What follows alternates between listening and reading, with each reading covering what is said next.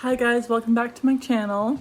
I was gonna share a testimony on how God saved my cat. This cat, to be more specific,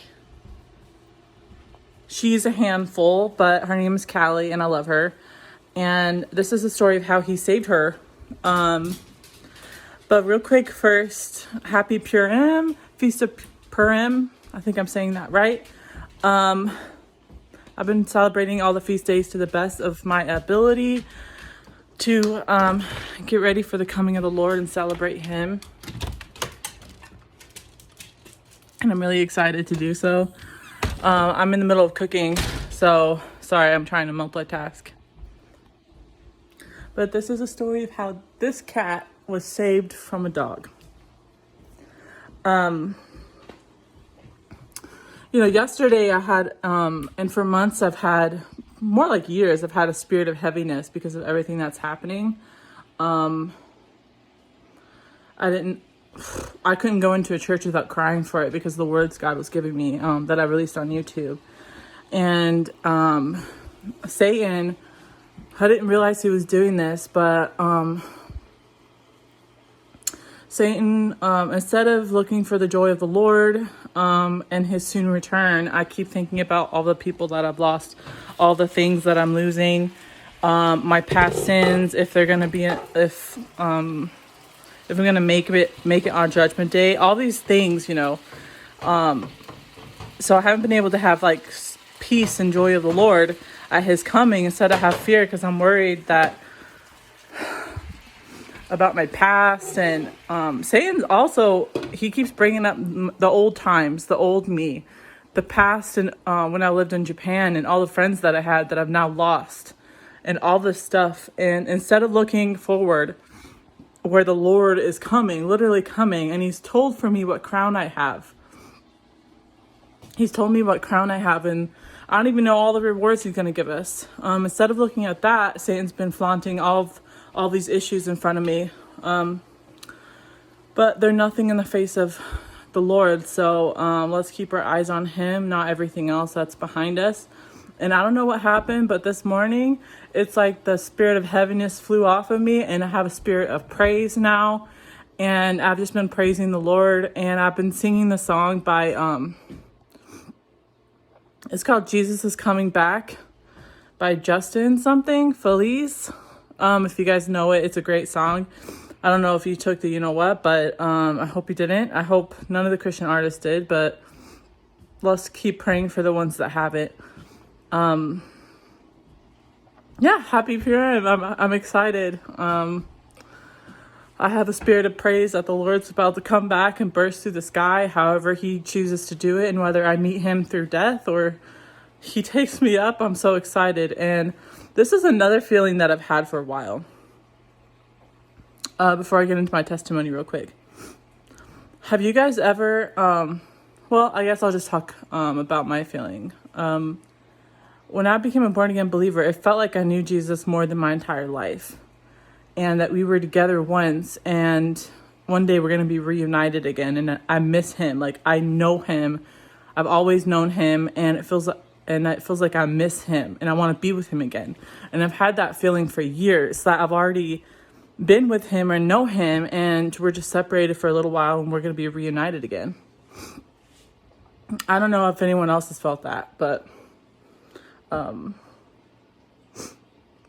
I read the Bible, and I think about all the times the Pharisees tested Jesus and tried to trip Him up in His words, and how Jesus said the perfect things back to them and stumped all of them. And I like to say that Jesus was constantly dropping mics while He was on earth on His ministry, because no one could get Him twisted up in His words, because He's God, And I imagine myself as like maybe a woman in the background when Jesus was on earth, just ministering to people and hearing that. And I can imagine myself saying, "Yeah, that's my king right there," in the background, just clapping Him.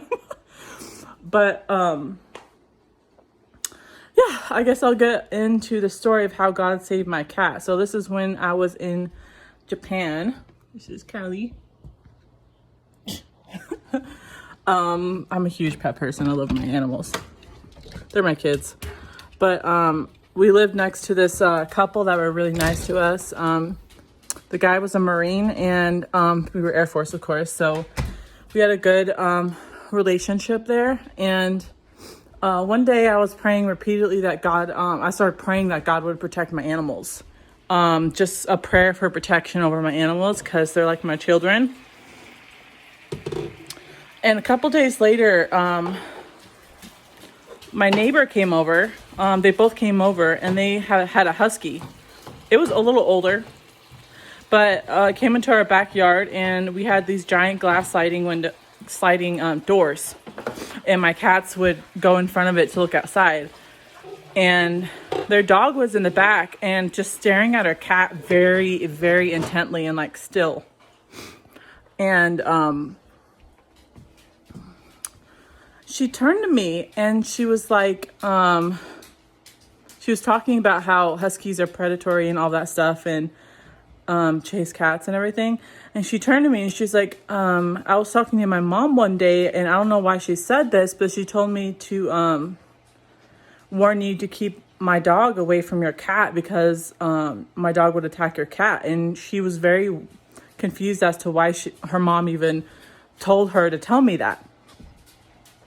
So I was like, oh, that's weird, because I just prayed about that. God will, some people to warn you. So I remembered that warning from my neighbor's mom in the back of my head. And my neighbor, she was very confused as to why her mom said that. But I wasn't, because I was praying for them at the same time. So a couple of days after that incident happened, we got home, and my cat, Callie, she's really small, but she somehow knew how to open the back glass sliding door. If it was unlocked, she could shimmy it open and get outside. We've caught her a couple times doing this, and one day it slipped our mind, so we didn't lock the door properly. We drove up to her house, and there she was outside in the front yard. So I, being a little annoyed, I'm like, oh, let's go get her. So I walked over to go get her, and she became a little frantic, and she darted into, instead of going back to our backyard, she went to our neighbor's backyard. And guess who was back there? Their dog that her mom warned to keep away from our cat.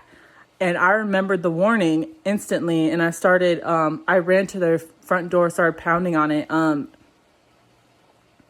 And they weren't home, and my husband jumped the fence in time and held the collar of the dog back as the dog was literally inches away from my cat's face. And she was terrified. And I scooped her up, and she was shaky. She was unharmed. Her nails were shredded because of how fast she was trying to run away on the concrete. But she was completely fine. And I knew, I felt God all over it. And I knew that he sent that woman to warn me, my neighbor's mom, to warn me that could happen. And thankfully, the Lord protected my cat, because she's like my baby. What did you do? She's my baby. So she's a Japanese kitty. All of my animals are from Japan. But yeah. And you know what? That was such an amazing testimony of God's faithfulness. Even if you pray over our animals, he cares. God cares. And he will protect us and protect our animals. And I just can't believe the God and Father we serve. And I didn't tell my neighbor that happened. They weren't fully Christian. I don't think they were Christian. I saw a Buddha statue in their home, but I think they just used it as like decoration. They didn't believe in it or anything. And one day, the Lord had me give out testimonies to everyone in the neighborhood. And if I haven't shared, I think I've shared that briefly, but I'll probably make another testimony about that. I had an extra box, and I took it to them. They were the last stop, so I took it to them, and I gave it to them. And, my neighbor, she greeted me, and I picked up the courage, and I told her, I never told you this, but I was praying for protection for my pets.